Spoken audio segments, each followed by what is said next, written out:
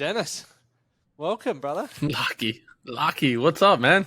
It's been a while. I was trying to work out the other day when I was on your podcast, Building Men. I think it was like 8 months ago, or maybe not You're even. way off.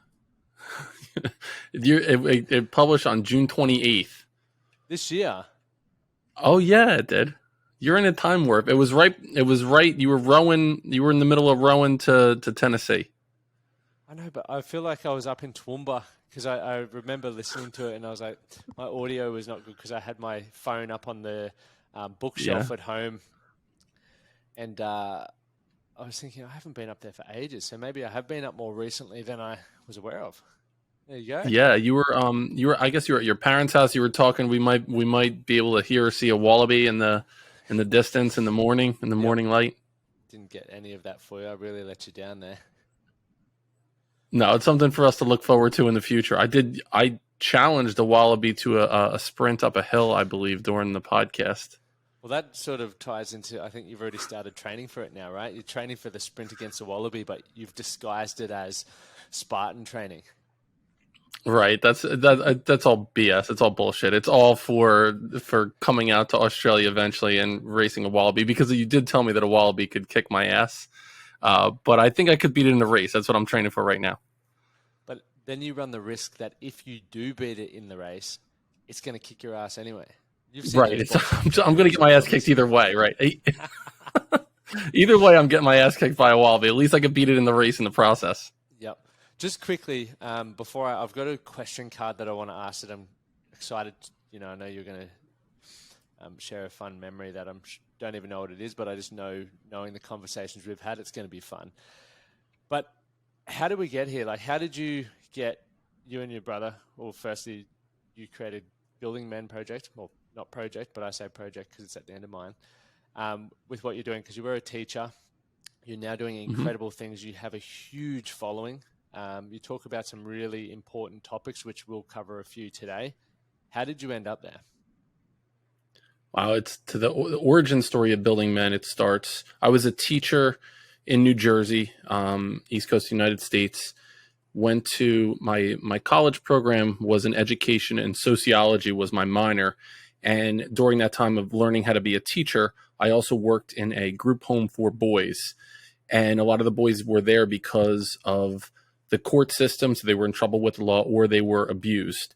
And I was a group and individual counselor for these young men. So I had a lot of experience helping young men that were dealing with some challenging things in their life. So fast forward, after I graduated from my undergraduate program, I got a job teaching sixth grade students. I was coaching varsity baseball in central New Jersey. And my third day teaching was September 11th of 2001. And where I was working in central New Jersey, you could see the World Trade Center from where I was. I mean, I could see the smoke from the attacks on 9/11. So that's when I started my educational career. And Lachie, what I recognized right off the bat as I was a teacher, and then after I went back to get my master's degree in leadership to become a principal, as soon as I started, I recognized all the problems that I was having were with the boys in the school. It was 90% of the issues were with the boys, and I felt like I needed to do something about it to help them, one, overcome a lot of the things that they were going through. A lot of the boys in the school did not have a father figure in their house or had a very weak father figure. And they were going through a lot in their social dynamics in school and in society in general. And so I started this boys group in 2005 called Building Men. And most of the boys in my school were a part of the program. And I asked them right off the bat, Lachie, what does it mean to be a man? Like, what do you think it is? What does being a man mean to you? And they were things that I thought when I was 7th, 8th, 9th grade. And that was, if you were a better athlete, that meant you were a better man. So you were bigger, you were faster, you were stronger, you could like physically dominate. That meant you were a better man. Then the second thing was, how many girls could you bang? How many girls were you having sex with, or how hot were those girls? And then the third thing was how much money you were making. How many things could you accumulate? So it was the cars, the house, the stuff. And so what I did was I talked to the young men about, okay, every one of those things could potentially be taken away from you. If you're basing being a man on athletic ability, sexual conquest, and financial success, and you lose those things, then where are you as a man? So what we started to do was to slowly but surely create our masculinity, our definition of masculinity on things that could not be taken away from us, our self-discipline, doing the right thing when no one was watching. We talked about being accountable. We talked about being resilient.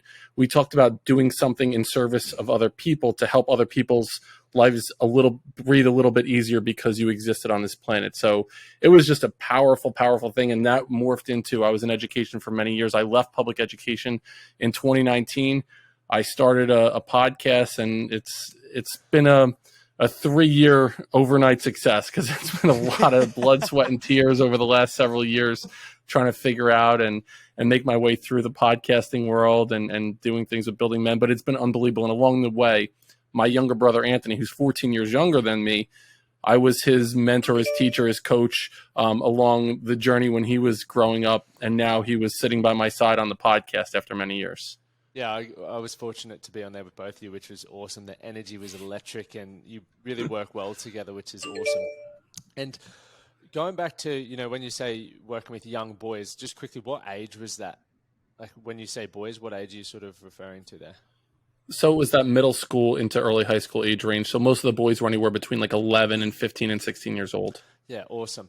Because do you feel there are a lot of men, when I say men, just purely based off age, who are sort of out of their teens, are still walking around with those same principles of success based around how many women they're banging and what they look like, how much money they're earning, and I guess even how good they are at sport or how big and strong they are? Absolutely. I do think that there's a lot of young men in their 20s into early 30s, maybe even beyond, that are in this extended state of adolescence, where they still act like middle school boys. So my brother, Anthony, I'm 45, my brother's 31. So he has a friend group that are in that age range. Right now a couple of them are getting married. They're settling down a little bit, but there's a large group of his friend population that they're up late at night, living in their parents' basement, playing video games, just making enough money to go out on the weekend to get banged up and try to bang a good looking girl. And pretty much that's the life that they're living right now. So I do see that. While a lot of the message that I was talking about was to the young men, these things are universally applicable to men in general. And so a good question that anyone who's listening to this and goes, man, a lot of my focus is on those areas, is if they were taken away from you, who are you as a man? Is that a good sort of place to start? Absolutely. Absolutely. If you're valuing going out and drinking on Friday nights every single weekend, like that is how you find your value. And all of a sudden there's some kind of a medical condition that exists and you're no longer able to consume alcohol. What then? Imagine right? That all right. Yeah. So say it's about how many girls you're sleeping with. And then all of a sudden something happens and your dick doesn't work like it used to work. What then, right? Or if it's all about how much you're benching. So, I just got up 335 in the gym and I'm the man. And then all of a sudden you tear your rotator cuff and you can't bench anymore, right? And you can't do that same physical output that you once did. Where are you then? And the reason why these things are so near and dear to my heart was they were beat into my head when I was a young man growing up. These are the things that my father valued. He valued how good I was as an athlete.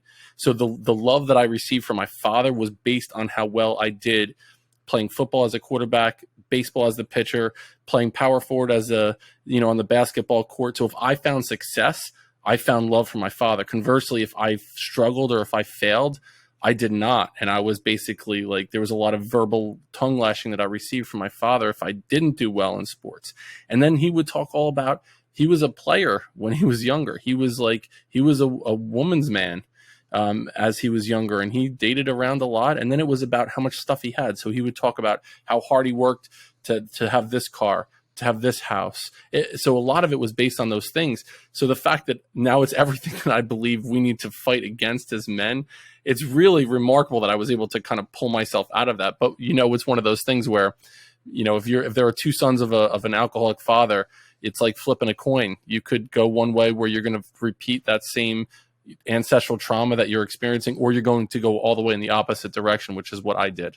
And that's all perspective, right? And I feel for a lot of people to gain that perspective, even listening to this conversation now, awareness is that first point in being able to create any change in your life, because a lot of people are legitimately walking through going, this is what success means. This is what I've been told my whole life. This is what, as you said, I received love from my dad or any of my parents or my peers even though it doesn't feel fulfilling. We have that pit in the stomach, because a lot of the things that you've mentioned there, that's what I grew up, sport, women, being the party animal dude. Yep. And while I ticked those boxes, I was still empty. You would go home at night and just think to yourself, like, it's not really, life isn't as exciting as I thought it was going to be when I was a young fella. Like, and here we are. So I think it's very important for people to become aware that we get to redefine what success is, and obviously building into a good man. And I saw you wrote a post. I do want to get back to this question, but I'll also go into another post that I took a screenshot of yours, which was around good men versus where was it? Nice guys. Yeah, good men versus nice guys, and a little bit about that, because from my understanding, I'd love to hear your understanding around the whole good men versus nice guy, because I think with the state of masculinity as well and toxic masculinity being thrown around, a lot of men may be feeling like they need to be the nice guy. But what exactly is a nice guy versus a good man? And I could speak from experience, because I feel like I lived in a nice guy world for a long time. And it goes back to trauma that I experienced when I was younger with my father. We could get into it if you would like. It was when I was in my middle school age years, and I developed this sense of self where I needed to avoid conflict, to do my best to smooth things over and make people happy, because I was really afraid of abandonment. So I did a lot of things in my life that I'm not proud of, as far as not being authentic. And what happened, and I'm divorced now, but even in my marriage, a lot of the things that had happened, I basically, it was like people pleasing and seeking approval. So there's a book called No More Mr. Nice Guy by Dr. Robert Glover. And I would recommend that if this resonates, definitely pick that book up. And what it talks about was, if you're doing anything in your life where I'm going to rub your back, or, open a bottle of wine, or, clean the house to get laid, it's a covert contract. It's basically, you're making a contract with another person. Like, you're going to do this service in return for something like tangible or something physical in nature. And that's how I lived my life for a long period of time, not just in my marriage that has since dissolved, but just in general. Like, I would do things for other people. One, I wasn't showing up in an authentic way. So I would agree with people, even though I didn't really agree with them. And I would do things to smooth things over. And it made me sick to my stomach. So I would look at myself in the mirror, and I knew that I wasn't living in an authentic way. It was like slowly eroding at my soul and who I was. And so I went through a whole transformation a couple of years ago, where I just decided no more. I'm going to say exactly how I feel. It was through a lot of coaching, through a lot of therapy, through a lot of self-discovery, to where a nice guy will, they're manipulative, they're fake. They will say and do things to get a need met, but it's not authentic. So instead of saying, now the way that I show up is more like, I'm going to tell you how I feel. Like, if somebody comes to me and says, does this look good on me? And I don't think it looks good, I'm going to say, I don't like it. No, your ass looks fat in that. I'm not going to say it in those words, but I'm going to show up in a way where you're not going to wonder how I feel about something anymore. So there's not going to be this underlying uncertainty about, am I doing things to get over on you, or is it manipulative in any way? Like, I'm showing up in an authentic way. I'm going to speak my truth, and you're going to know exactly, how I feel about you at the end of the conversation. So a nice guy it's like, they're very manipulative. They do things to get their own needs met, and it's like these covert contracts that they are creating with other people. It's a fascinating book to read. And when I read it, I was like, oh, wow, I have a lot of work to do here. I couldn't agree more. I've read it twice. And I even this morning, when I was watching over the video you did on it, I was like, I need to pull that one out again, because I feel like I need to sit down and really digest and truly make sense of it. Because for a long period of my life, it's even to a degree at some points now, it's like I still do things wanting things in return. It's like, that's not the way to live, or I just agree. But a question on that. I have moments where there's conversations going on, maybe part of it, maybe a small group conversation, and I don't necessarily agree with what's been said. However, I don't feel like getting into an argument about it, or I don't feel like changing someone's mind. What's your thoughts around that? Is it me? Should I speak my truth or my voice in that position, or do you feel So it's, ride the wave? I think it's about motivation in that circumstance. So say, for example, someone's talking about something that you could be in disagreement with what they're talking about. Is your motivation solely to get your voice heard? Like, I need people to hear me. Is it to change someone's mind? Or do you feel like you're becoming a part of that conversation can potentially add value to other people's lives? That's how I would enter that conversation. If you believe that you saying something would add some value, potentially, if you are diametrically opposed to someone saying something and you're letting that happen, then you're not being able to look at yourself in the mirror. Like, you're like, you know what? I let that conversation go on, especially if one person is trying to convince another person of a viewpoint that is opposed to yours and they're on the fence, and you could say something that can help sway that person. Yeah. So I do believe it comes down to motivation. And the thing with the nice guy is, think about, and again, my experience in education, Lachie, was I worked with elementary, middle into high school age kids. And I spent most of my time working with the young men. And what we would tell young men, is we would tell kids in general, but I would focus on the young men, like, well, be nice, sit up straight, raise your hand, walk in line. Don't say that, stop running, stop horse playing, sit down. Like it. And so basically what we're doing is we're putting boys into these boxes. And for most young men, 90% of the educators that they experience through middle school years are females, right? And so they're told not to be boys by female teachers. And I think female teachers are absolutely tremendous. I mean, thank God that we have female teachers that are out there, but I do believe we need to start looking at what are the lessons that young men need to start hearing at a young age. And we also need to provide opportunities for young men to hear these messages from men. Right, that's where they need to have these messages from men providing those lessons to them. I could not agree more. And I guess this sort of brings me to that first screenshot I took of yours, which was a quote or a beautiful sentence of words that you wrote, which is, if you were looking for a deeper connection with your kids, start by looking in the mirror. And there's a good, where is it? There's a great psychologist here in Australia. Where's his book? I just finished it. Anyway, he's written a couple of books, Raising Boys, Raising Girls, Fully Human, and A New Manhood. And he talks a lot about, as we're growing up, men, and also, boys and also girls, needs to spend time with the same sex of partner, right, to develop and to understand certain things. So, you look at households that grow up without dads generally leads to higher crime rates and various other things, okay? So what it then sort of speaks to is the fact that from a certain age, from 0 to 7, roughly, I think it was 0 to 8 or somewhere around that, young boys love being around their mums, their mummies, boys. They absolutely love it. They learn a lot from their mother. From around 7 to 13 is the time where they want to spend with their dads. It's like, how do I become a young man? Like, teach me the ropes, Dad. And then after that, it's like, I don't want any of my parents. I want external influences. It might be. And this is why it's really important for us to have a great circle of influence, knowing if you're bringing children into the world. For me, it's like, okay, would my mates that I spend a lot of time around, will they instill similar values into my children?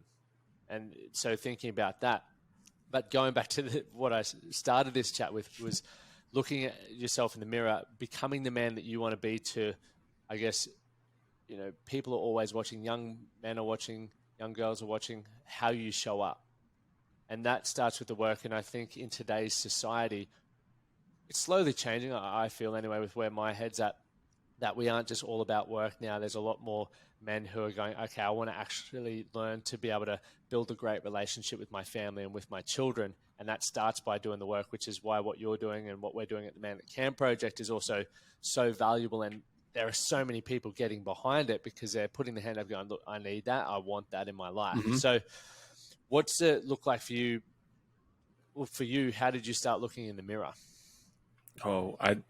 Well, it goes back to it was when I left public education, 2019. I mentioned I left, and a lot of it was, Lachie, because I was fed up with the way schools had been set up. It was about like putting kids into a box, like I mentioned, and developing these factory worker kids. They were basically like teaching kids how to work for other people, and it was about the standardized test for kids. It wasn't about like really understanding who they were as learners and what we can do to give them experiences.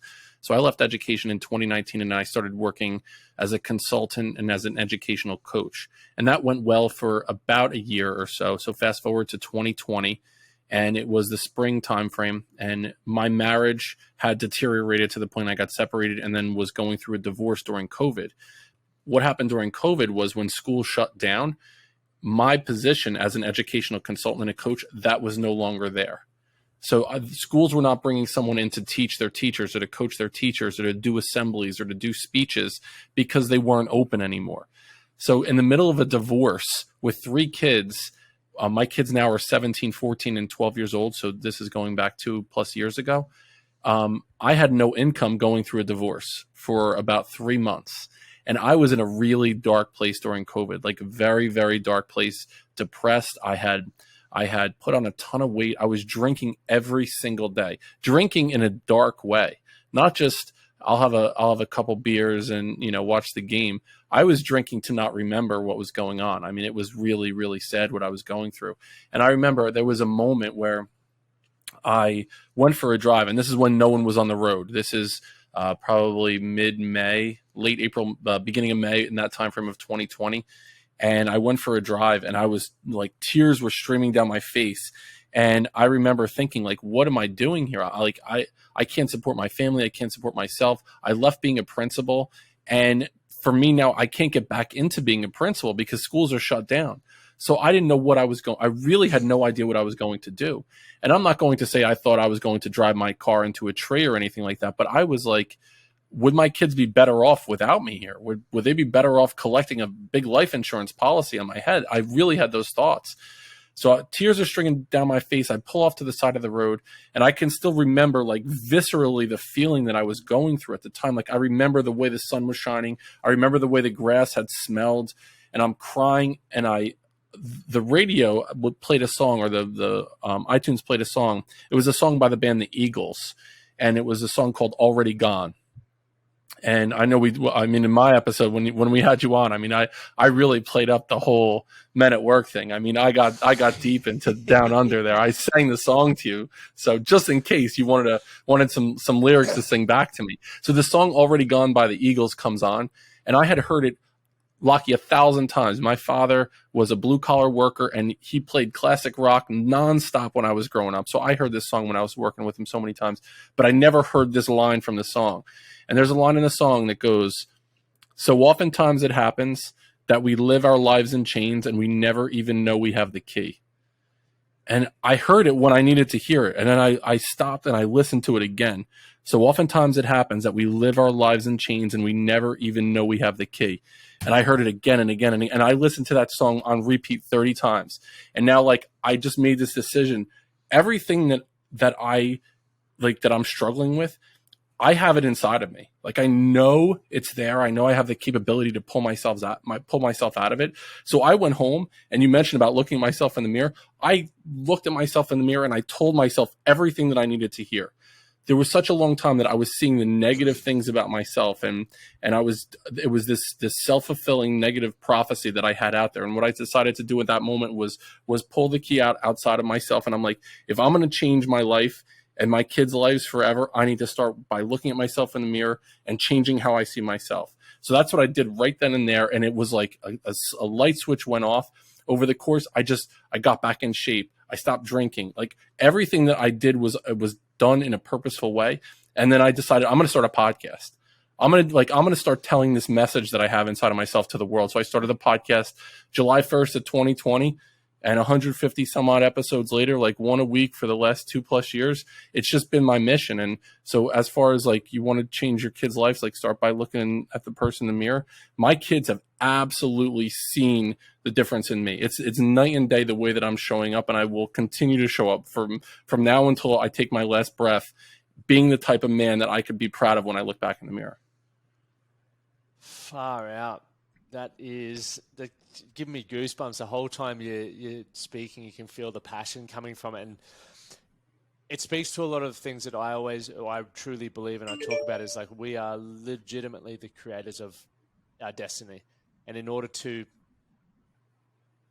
get what we want, we must believe that we can first do that. And, it's not always a straightforward path. And I'm sure as shit, it hasn't been a straightforward path for you. I was listening to it. I was like, man, this guy's just bulletproof. He's just made a decision and boom. I'm sure you've had some challenges over the last two and a bit years that you've had to deal with along the way. And I would also speak to the fact that, you talk about how you were speaking to yourself. Self-talk is such a powerful and underutilized thing. Most people wake up, and I think I mentioned this on your podcast, like most mornings I wake up and I don't jump out of bed going, yeah, rainbows, and I'm happy. And it's like I drag my ass out of bed going, fuck, man. And then, but then I do the work to shift my mindset. I wish my default response was like, what a beautiful day. It was this morning. So this morning I woke up feeling awesome. But we can do the work. So like in regards to self-talk, and we'll keep moving on, but what do you do now around that? Is that something that you still practice, or did you just do it once and you're just still riding on the coattails of that? No, it's a conscious thing every single day. And it starts with, to me, the thing that changed it was the decision. And that was like, coincidentally enough, it was the name of the first podcast episode that I did all the way back in the day. When I listen back now, we talked about it on my podcast. Like I listen back and I'm like, it's like crazy to listen back to that first episode, but I made the decision first.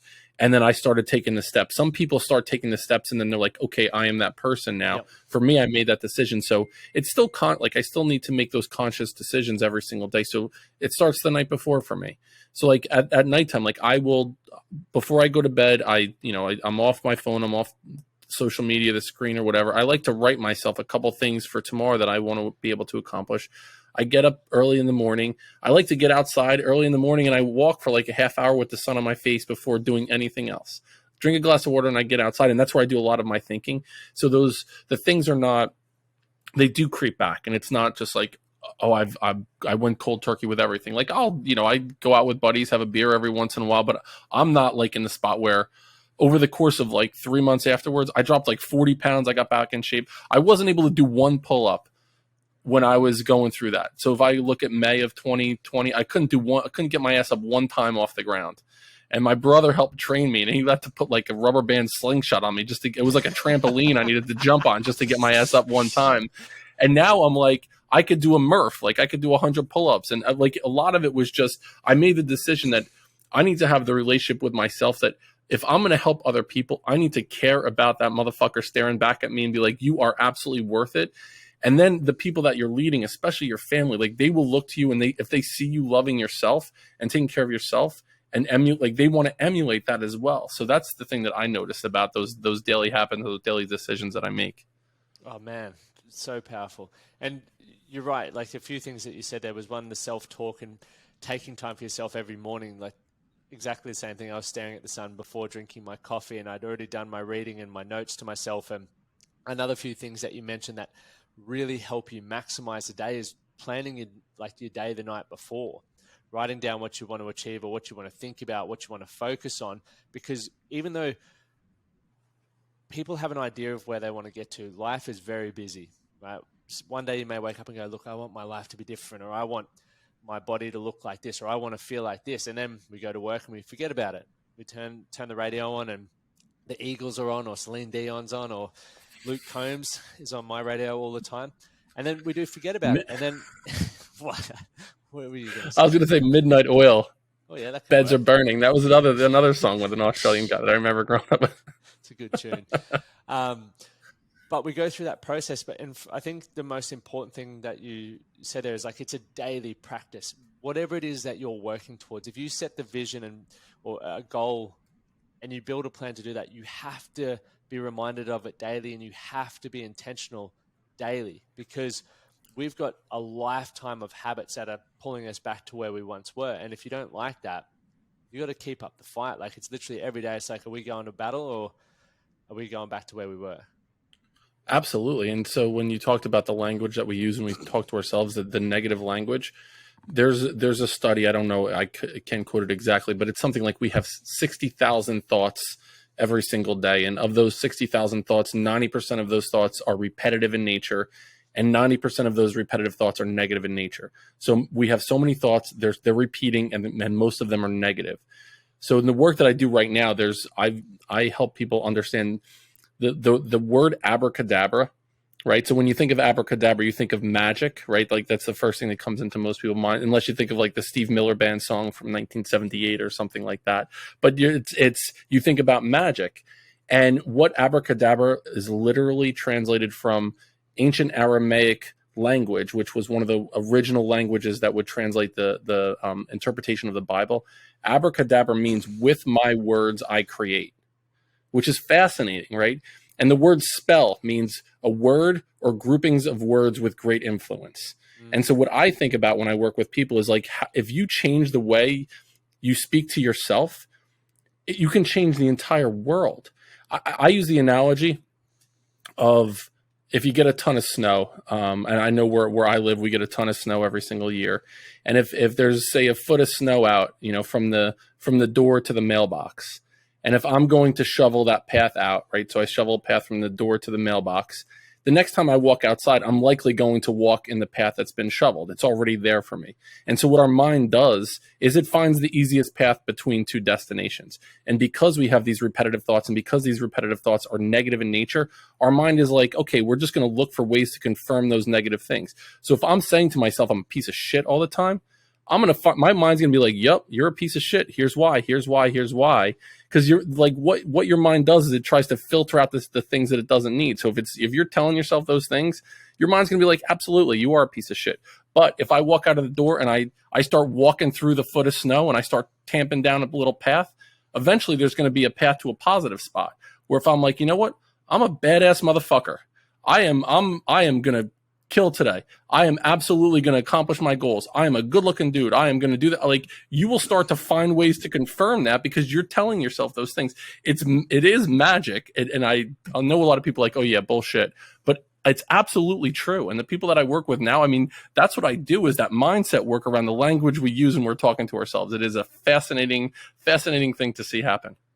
I could not agree more. And that's a great analogy, going through the snow. And the other thing is like, if you can find a group of people that can walk that path with you, makes it so much easier for the moments that the doubt does creep back in, or that negative self-talk. They can give you a bit of a clip behind the back of the ears and go, come on, mate, we've been here before. This is what value I see in you, and this is what I know you're capable of. Let's get moving. And it's funny you should mention that. Oh, I'm sorry. Go ahead. No, you go. You mentioned that, like the mates, the blokes. You told me I was a bloke last time, so I'm gonna go with blokes, right? So the people that you're going with it at the same time, and I do believe we need three men in our life, or three groupings of men in our life. The first man that we need is that mentor, that the coach, someone that we are looking to aspire to, someone that will help us achieve what we're looking to achieve. So we're looking for that mentor. That's one man that we need in our life. We need the men that are going through it with us at the same time, that are in that same space with us. So like, I consider you one of these men in my life. Like, we're going through the same things together. We're hosting these podcasts. We're trying to develop these movements to help people in different sides of the globe, but we're still doing it together at the same thing. And then the mentee. How can we reach back and help someone who's behind us? So if we're getting those three needs met of men in our life, the coach, the mentor, the guide, the sage, the Yoda in our life, like, who's going to help us? And then the people that are going through it, and then the people that we can help back and coach and teach. That's the sweet spot right there. Well said. I like that. I definitely do like that. So then, going back to like walking out in the snow and creating our own path, there was another quote that you put in from T.S. Eliot, which was, only those who risk going too far can truly find out how far they can go. And as I remember we were talking about, for me, it's like, I love pushing myself physically. I know you're now doing that with the Spartan race, right? And every time you find yourself in an uncomfortable position in a workout, you have those thoughts. You're like, am I going to pass out or die here? Or should I just go one more rep or one more meter? And you're never going to know what you're truly capable of if every time you get to that threshold, in using physical exertion as the example, you keep going, nah, I'm going to pass out. It's like, how do you know? And I feel a lot of people, a lot of blokes aren't pushing themselves enough to understand what their capabilities are and what their true potential is. And if you're not pushing yourself, it is very hard to feel good about yourself. But if you know every day you're getting up and pushing yourself in some way, shape or form, you can go put your head on the pillow at the end of the day and go, I gave it a fucking solid crack today. And this is what I learned about myself. And absolutely. I love that, Lachie. The compound effect from that's incredible. So for yourself, obviously, the last 2.5 years, let's just say 3 years, you've really pushed yourself, right? You were in a dark place. You've gone through a divorce. You've launched a successful podcast. That's a 3-year overnight success. We love those. And obviously you were overweight and drinking a lot. And now you're, like you said, you could do Murph, you could do 100 chin-ups. What has been the driving force behind you being consistent? I know you mentioned earlier that you want to show up and be the example for others, but there are days where I'm sure where you wake up and go, look, and I don't want to get up today. It's cold out. You know, my legs are sore. Like, what is it for you that you're just like, fuck it, let's get this done? At the end of every podcast episode, the quote that I say is go one step further than you thought you could go. And it's like how I live my life. And I pulled that from when I was a principal.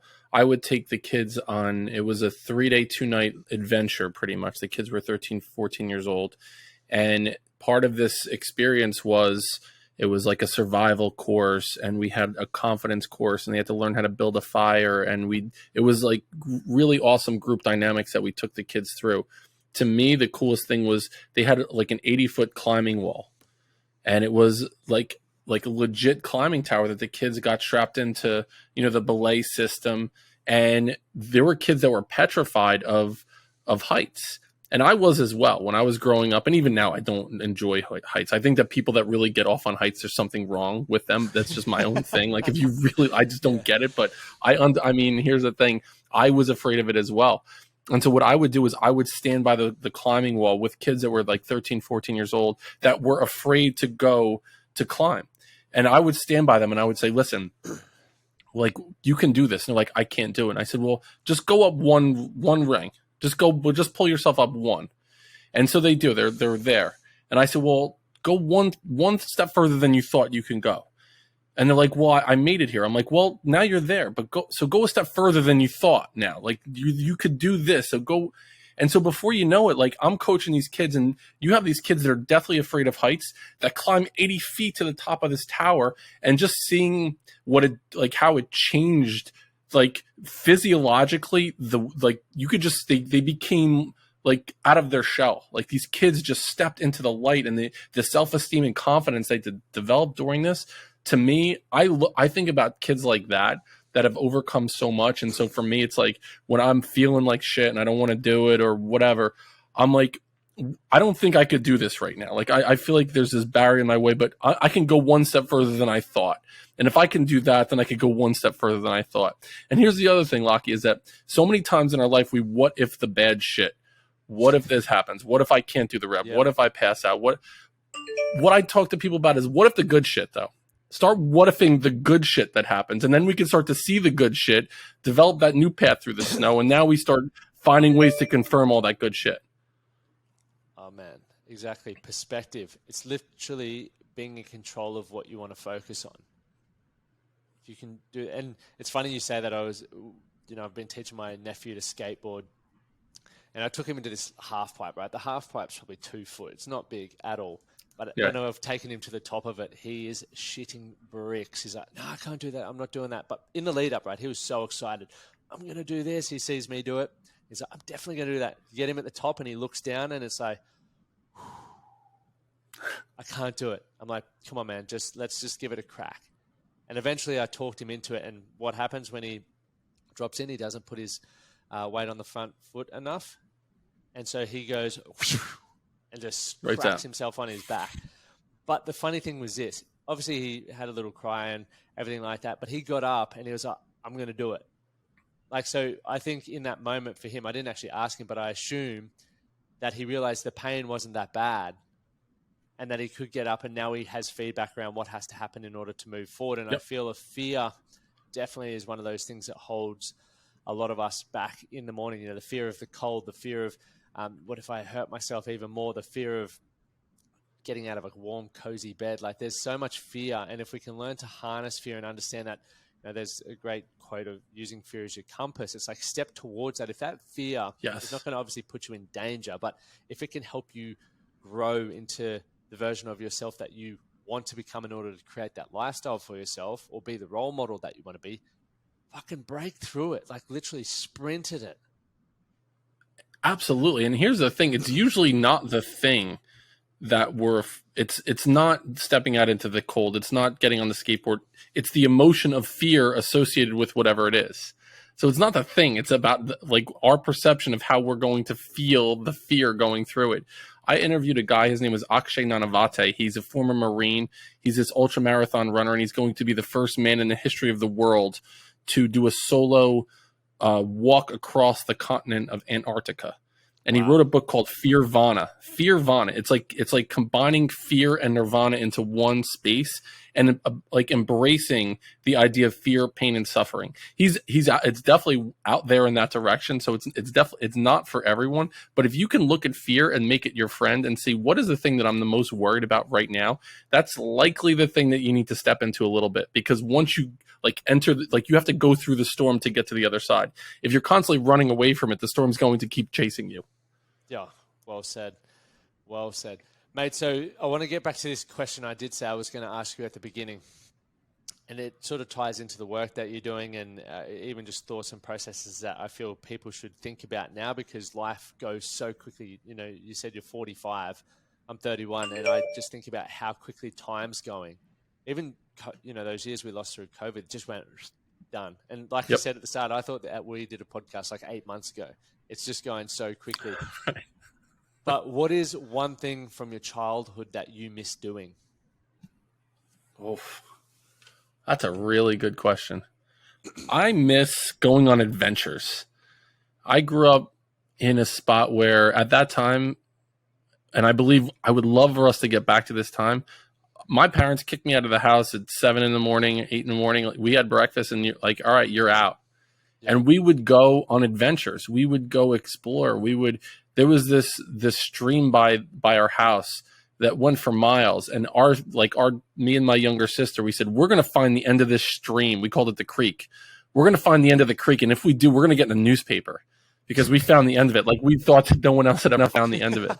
So we would go on adventures. We would like catch frogs, and we would go out into the woods. And there was an old junkyard with an abandoned school bus. And I miss just going out and just playing and going on adventures and not having any agenda of like for any personal development. Just go and have a good time. Just go laugh, enjoy, and try to find the end of the creek.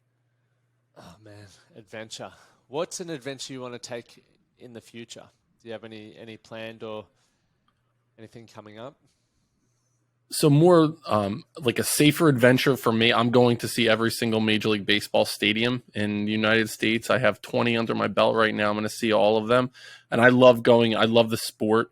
And I love going and seeing cities and watching. I'll watch a game anywhere and everywhere. But for me, one of the fears, like I mentioned, is I don't like heights. So an adventure I'm going to go on is I'm going to every year I will climb something a little bit higher than I climbed the year before. So I want to go explore and see nature in a really authentic way and get myself outside of my comfort zone. So I want to climb.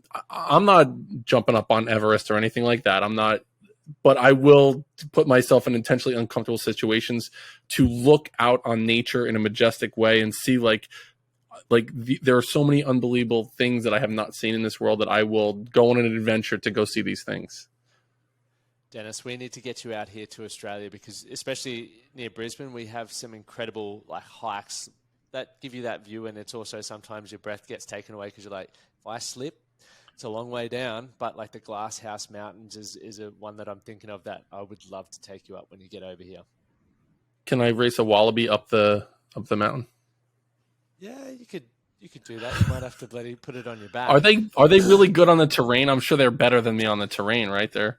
I'm sure they are, but they normally hang out in paddocks, open fields and stuff. All right. Well, from my understanding, anyway. I got two more questions for you. Yeah. These are all of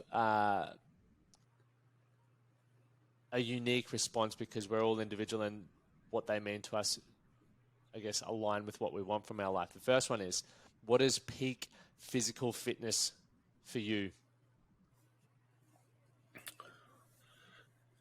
That's a good one. The reason why I like this one of the guys that I'm coaching right now, I asked him about the same idea. Like, he was setting a target for himself, and for him it was an Ironman. And for me, I want it to be more about, like, my motivation is being able to compete physically at the highest level that I am, like, humanly capable of competing at all times in my life. Yep. So I don't want to say, like, oh, I'm going to be able to do an Ironman when I'm 70 years old. But when I'm 70 years old, I want to be able to physically compete at the highest level I can at that age level. I want to be able to, to do everything and anything that I want to do. And right now I'm not able to do that. I mean, when I wake up, when I stand up, my knees, I need a knee replacement. I mean, I'm that old that I need a knee replacement, but it sounds like when I stand up, it sounds like I'm breaking uncooked spaghetti. Like, it's like, you can hear all the bones in my knees cracking when I stand up, but I'm like, fuck it. I'm going to do a Spartan in October. So, like, the physical piece, I want to be able to do whatever it is in front of me. I don't want to be like, oh, I can't do that because, my hip is acting up right now, or I can't do that because of whatever reason. Like, if there's this challenge in front of me, my peak physical fitness level is like, whatever it is, I'm going to be able to do that no matter what. Love it, man. Love it. And what does peak mental fitness look like for you? Or feel like? This has changed. My knee just cracked. I don't know if you just heard if the microphone picked it up. That was like my knee cracking right there. Peak mental fitness or performance is being able to be alone with yourself and your thoughts. For such a long time, when I could not be alone, I needed something to stimulate me. It was my phone, it was computer, it was television. I don't even I barely watch television anymore. Or I needed to be walking, listening to my headphones, to music, to a podcast. So a peak state mentally is to be alone with your thoughts and be okay with your thoughts, and, like, understand that you are in total control of the things that are coming in and out of your head. So that's, like, to me, that, and I feel like I'm as close to that as I ever have been in my life. Like I mentioned, I go out in the morning and I go for a walk every single morning. I watch the sunrise and I go for a walk, and I'm just like, I am just glad that I'm taking a breath right now. I'm just so, like, honored that I am able to draw breath into my lungs, and that in some shape or form, messages that I'm talking about are resonating with some people. And I just feel really, really blessed and honored that that's the case in my life. Love it. And with Building Men, obviously you run the podcast, which is phenomenal for those who are listening and get sick of my voice or just want to hear some different lads chatting or blokes chatting. Head over to the Building Men podcast. But in regards to coaching and stuff, what do you offer? Talk us through that. Sure. So, well, to listen to you on Building Men podcast, it was episode 148, June 28th of 2022.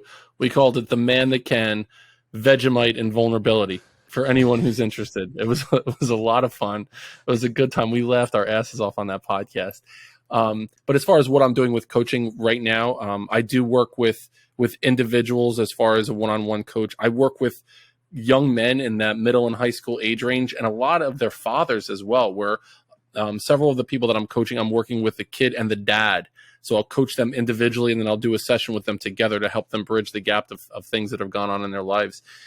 In September, me and my brother have an online group coaching for young men. It'll be twice a month, and it'll be via Zoom or Google Meet. And what we'll do is we're going to have a group for middle school age boys, so like 11 through 14 years old, a group for high school boys, and a group for kids that are just beyond high school age range.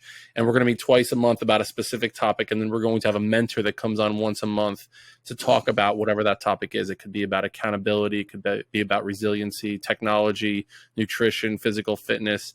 And so it's really powerful group coaching for young men. That's up on our website. It's buildingmen.io is our website if you're interested. I like it. I'm excited for that, mate. That's a great age range as well, because you're really impacting that next generation. But, mate, there's a few similarities that obviously between us. You know how you say you sign off with that. For me, it's do something today to be better for tomorrow, which is juicy. It's very similar to yours. It's just Yeah. get that stuff done. But Dennis, it's been an absolute pleasure. I always love chatting to you, mate, and you definitely got a good energy, and you're doing incredible work with the Building Men community. So keep up the great work, and I'd love to have you back on in the future. Likewise, I'd love to run it back again, and then I cannot wait to meet you in person, without a doubt. I mean, one way or another, we're gonna shake hands in person. Well, mate, we were in Nashville recently, and we'll be back over soon. So I'll definitely keep you posted with that. Absolutely, we'll do a joint podcast together. We'll bring a couple microphones, and we'll put it on both of our platforms. We'll do Men That Can and Building Men joint podcast. The panel discussion. I was Love thinking it. about that before. Cheers, brother. All right, my man. Thank you again.